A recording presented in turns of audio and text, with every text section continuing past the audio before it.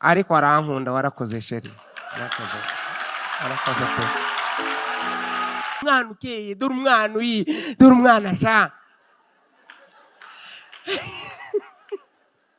Kuba ukeye kuba uhiye ntibyakubuza kurira, ariko hari umuhoza.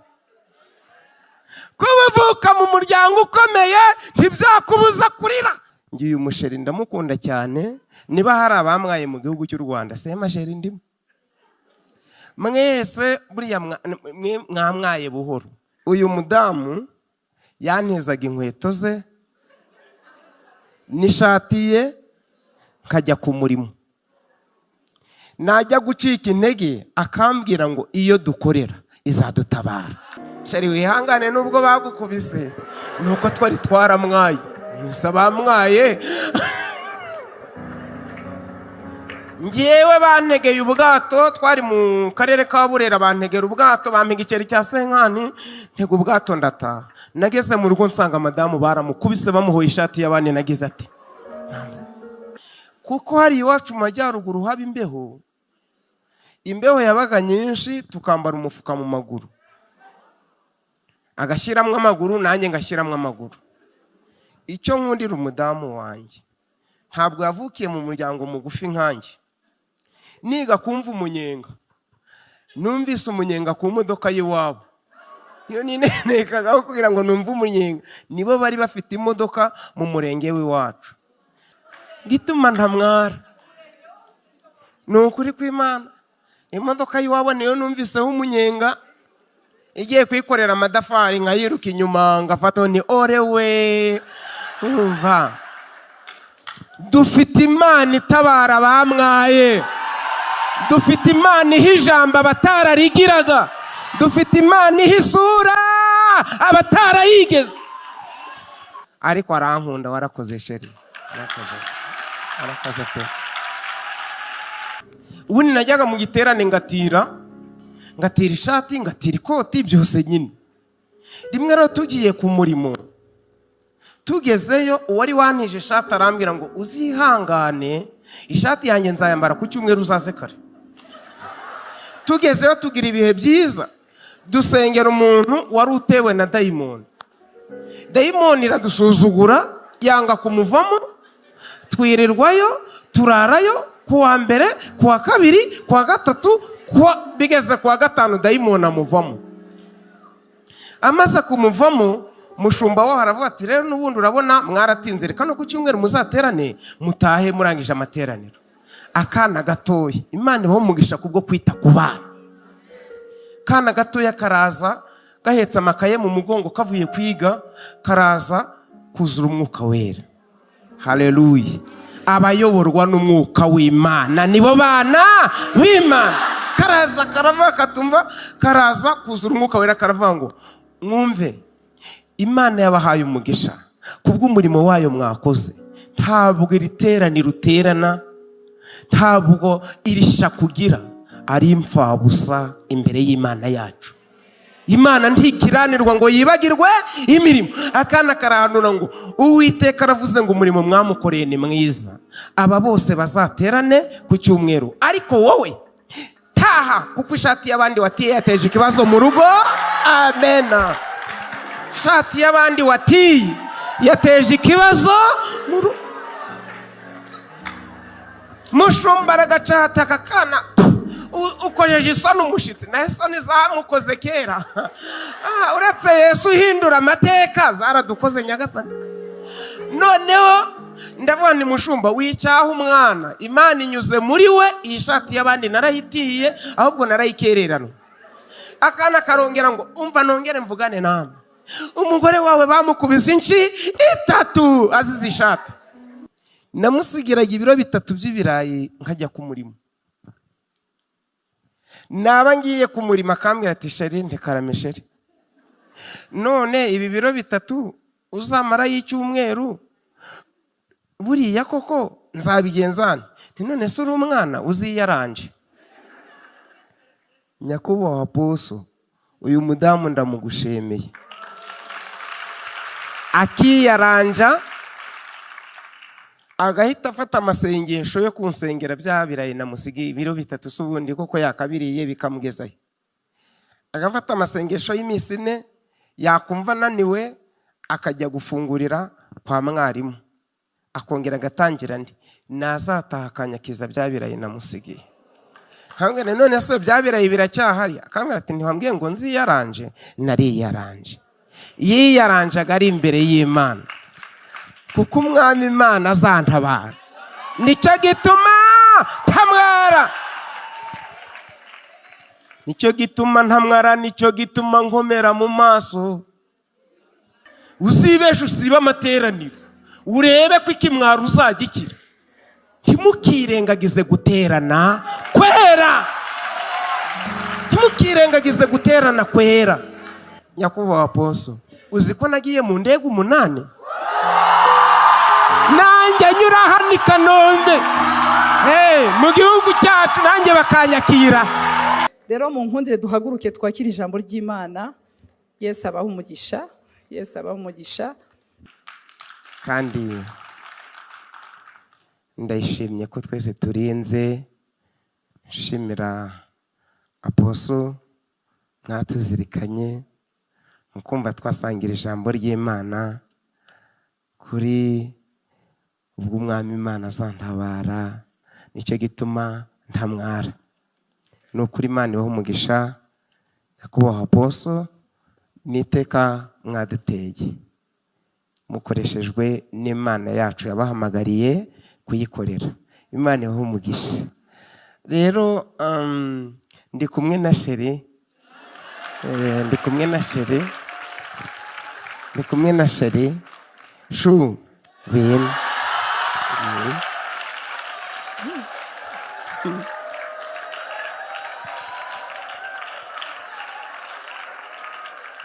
Haleluya. Uwacu wa Karangazi avuze uburyo ngo yakubitanye n'ibibazo. Avuga uburyo yabaga mu nzu y'ibyumba 3. Ngiye umusheri ndamukunda cyane. Niba hari abamwaye mu gihugu cy'u Rwanda sema Sheri ndimo. Mwese buriya mwamwaye buhoro. N'abamwaye muri mwe mwamwaye buhoro. Uwamwaye cyane ni njye. Uyu mudamu yantezaga inkweto ze n'ishati ye nkajya ku murimo. Najya gucika intege akambwira ngo iyo dukorera izadutabara, iyo dukorera izadutabara. Namusigiraga ibiro 3 by'ibirayi nkajya ku murimo.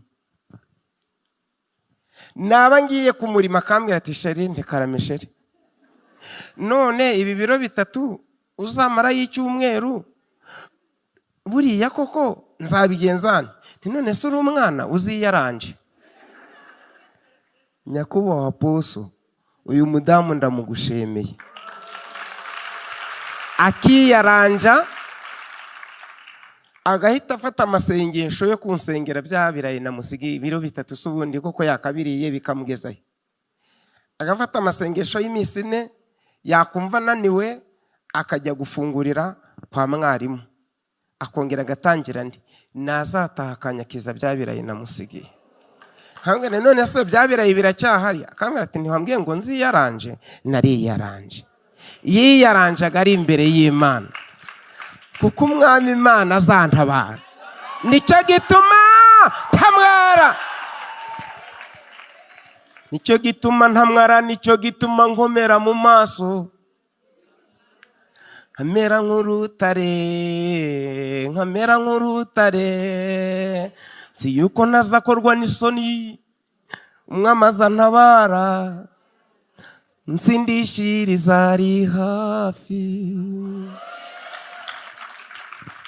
Rero murabona ko nta kwitatugize. Ubu hari ukwitatugize? Murabona tutaberewe? Rero uwacu yavuze ngo rero urarara muri hoteli. Ndi hoteli y'i Kigali. Ati nabandi ndazana na Sheri nawe reba uko i Kigali habaga muri hoteli. Urumva nawe reba uko i Kigali hameze, nawe yinjire muri hoteli. Kuko nyakubahwa Apostle twabaga mu nzu wahejwe inyuma n'amateka, niwe yari yaradutije inzu.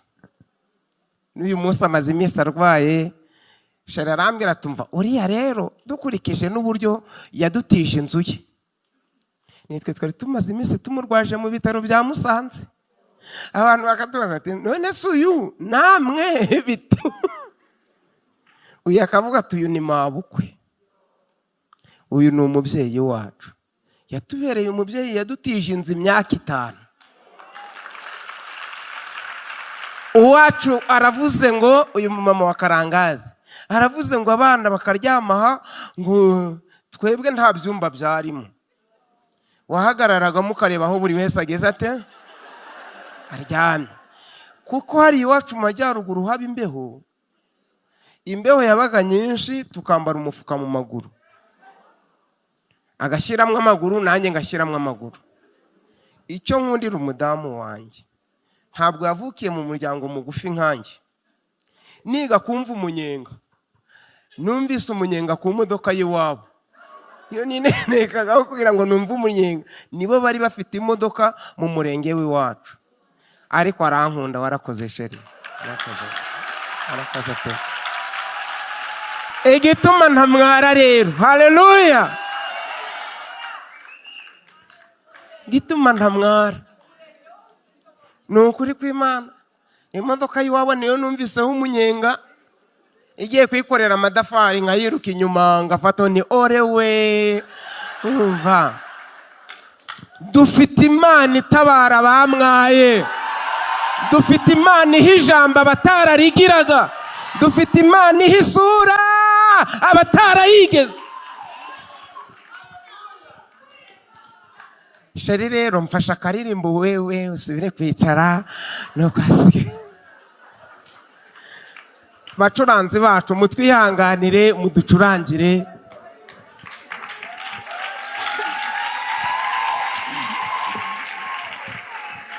Wambaza ngo mbese wambaraga imyenda y'abadamu uri umusazi, ntabwo wari uzi gutandukanya imyenda y'abagabo n'iy'abagore. Iyo wamwaye se n'ibitari ngombwa ntibikuzaho, kugira ngo nambare iyo myenda ye n'inkweto ze. Ubundi nyakubahwa mwaduteye iteka, ariko umwuka ari kunyemeza ko muzongera kudutumiza.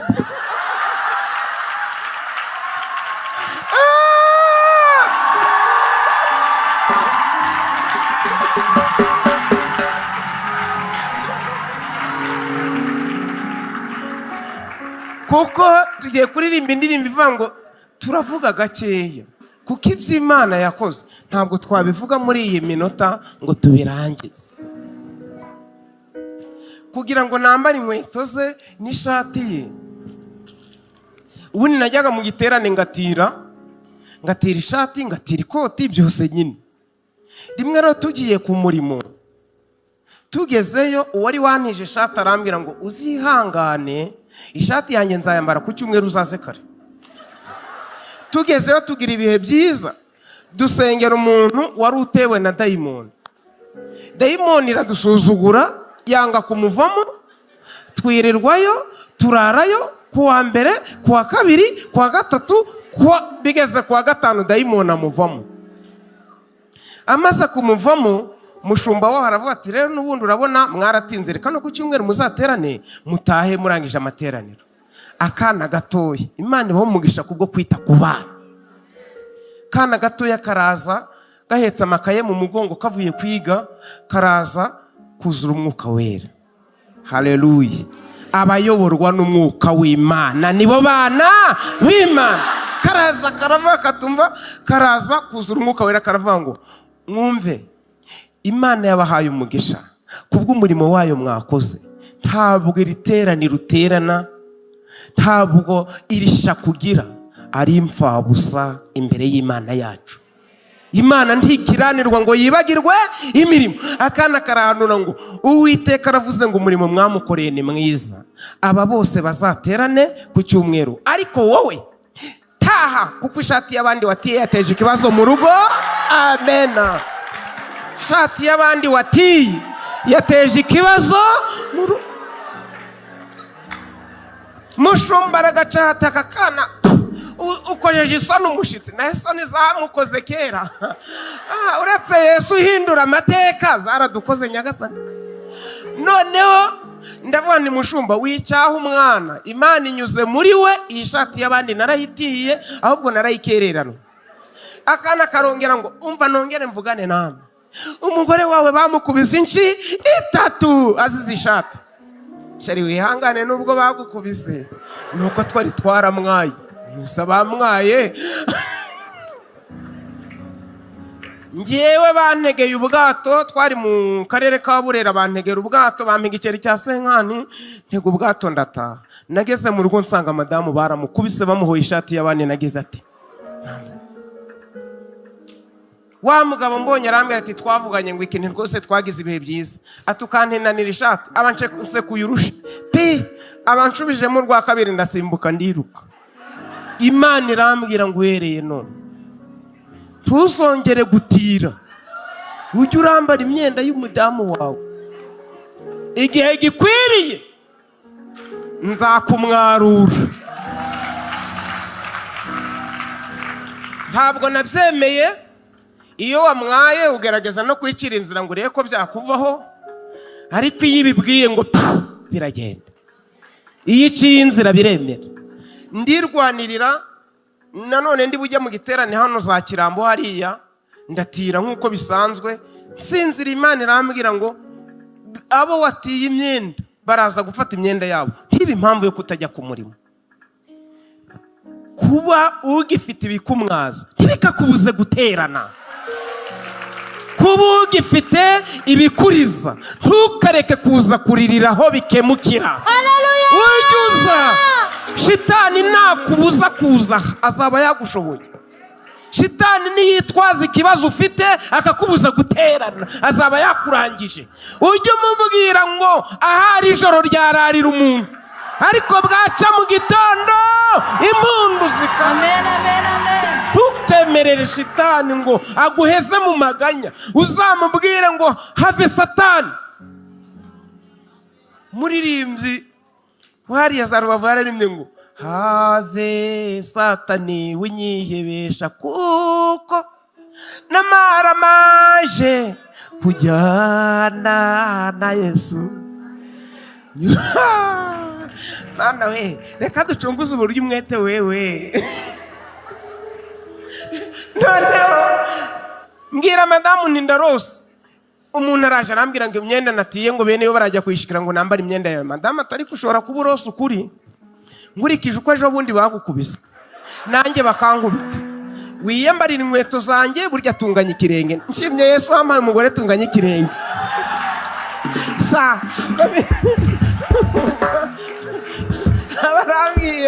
Abarambwiye atumva rero, aho kugira ngo bajye baragukubita, agashati kanjye nubwo ari ak'abadamu ariko ni keza, ujye ukambara nawe ufite agataye keza, nawe reba iyo taye nziza. Nabane reka ibyo ni iby'abadamu, nambara imyenda yawe njye ku murimo. Iyo wamwaye se ibyo utakora ni ibihe? Mu gitondo kare kare numva nyiri shati araje ati mwaramutse. Nyiri pataro ati mwaramutse. Nimwaramutse neza. Ati waramutse muruko nimwaramutse. Ati nshaka ya pataro. None se wumvuye mu giterane? Ati bambwiye ngo barokore musenga mwicaye ku birago. Ati ipataro yanjye itaza nambwira turasenga twicaye ku ntebe, atoya niyo ndwara yanyu mukunda amasengesho, ipataro yanjye itagira ikibazo. Ipataro ndayimuha, muherekeje mpura na nyiri inkweto. Ati maza nkweto, ariko se weho ko wantije none aka kanya mvuye mu giterane